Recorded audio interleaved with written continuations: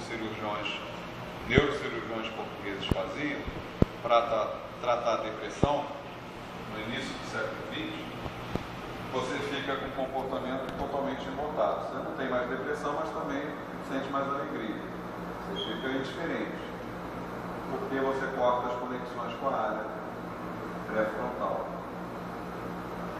Tanto que a lobotomia, depois do surgimento dos antidepressivos, nunca mais foi feita, né? Só se em caso de acidente pode ocorrer.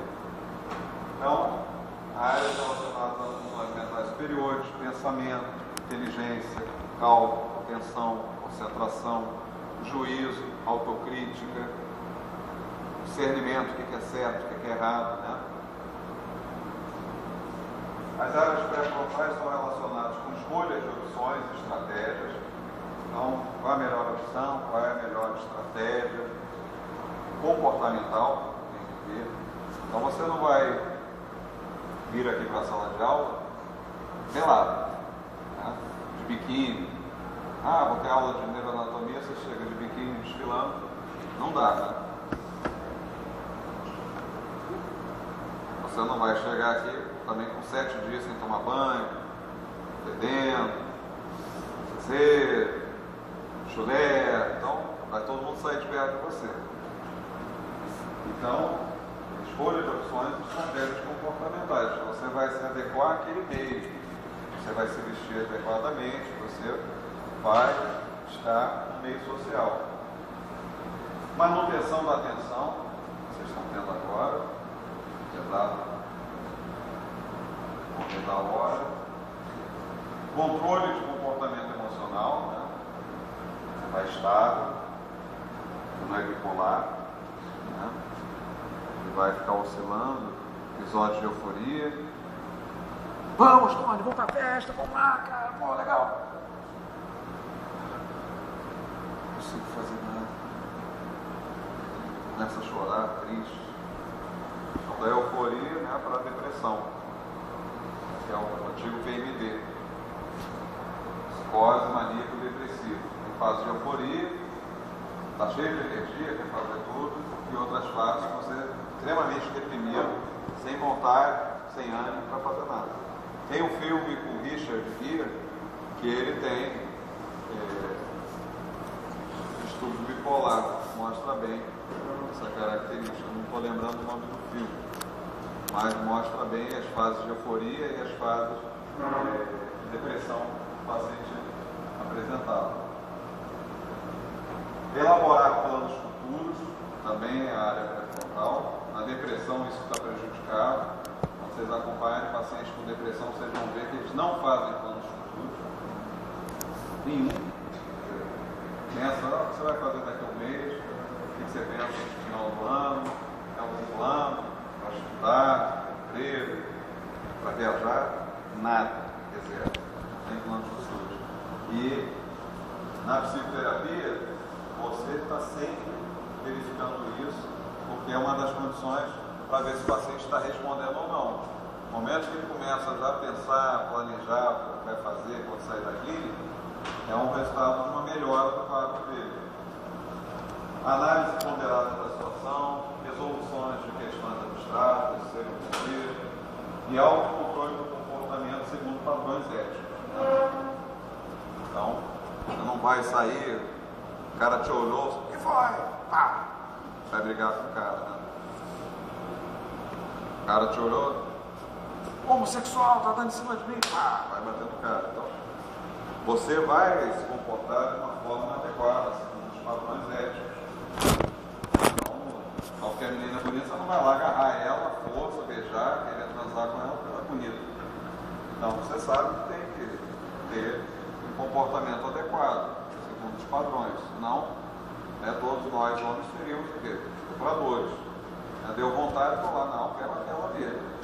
Né? Então, errou. Ou você, né? Vai ser você. Aí vou lá e violento o menino. Então, imagina só. Então, as áreas pré-frontais estão relacionadas com todo esse tipo de funções mentais superiores. Tem a área pré-frontal ventromedial, também faz parte da área pré-frontal. Aí nós temos ali a área 11.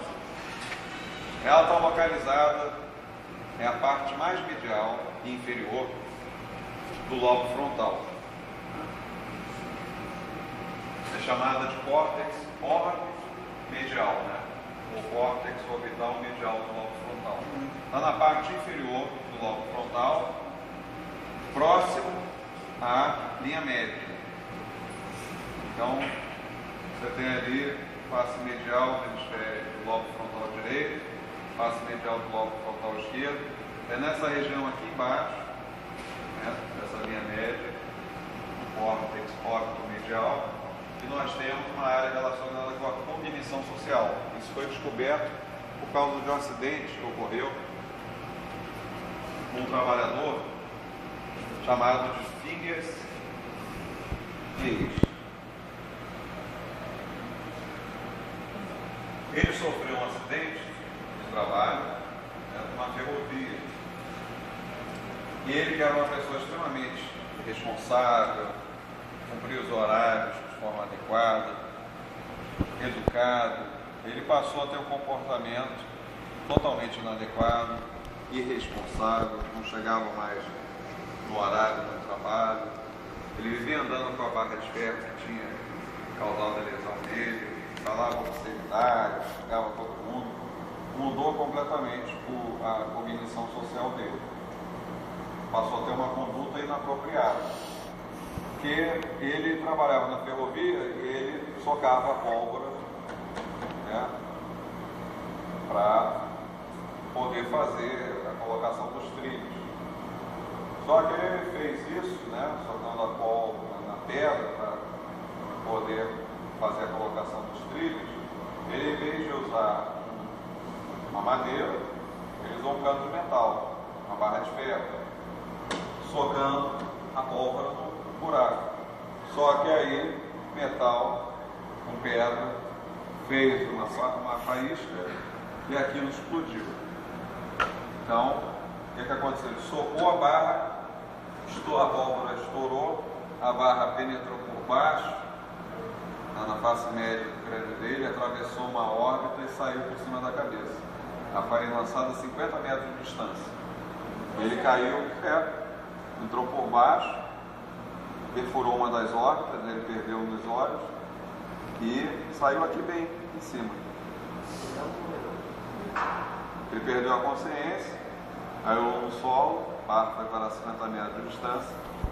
Quando colocaram ele na carroça para levar para o departamento médico, ele já acordou. Motricidade normal, na sensibilidade normal, e afetou uma área terciária. Bem no meio, né? Pegando aí o córtex orbital medial.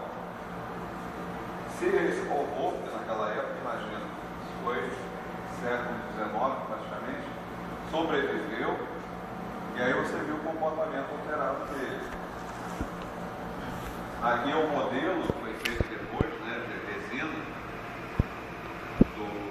depois da morte dele, da cabeça, da face, do Figgers.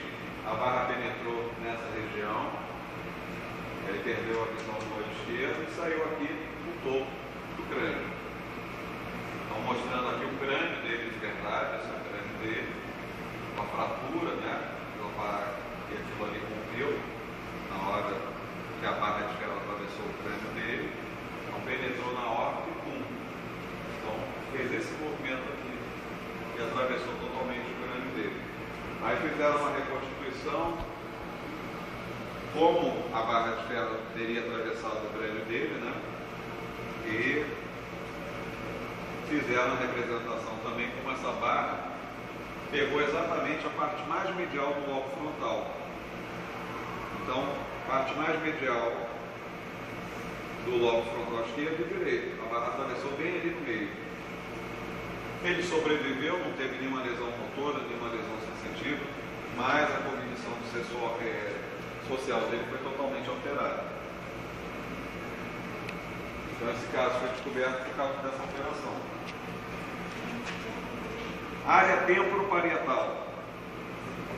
Nós vimos a área pré-frontal, Agora a área temporoparietal. Outra área terciária. Uma área grande. Nós temos a área 39 e 40, então está presente nessa área parieta temporal, temporoparietal, mas não pega só a área 39 e 40, elas estão dentro, mas é uma área bem grande. Então pega o giro angular, o giro supramarginal, compreende todo o lobo parietal inferior e parte do lobo temporal. É um centro de integração sensitiva, né? Essa área temporoparietal. Geralmente essas áreas estão relacionadas com percepção espacial e esquema corporal. Então, o esquema corporal, você sabe localizar no espaço cada um dos seus segmentos corporais. Você sabe localizar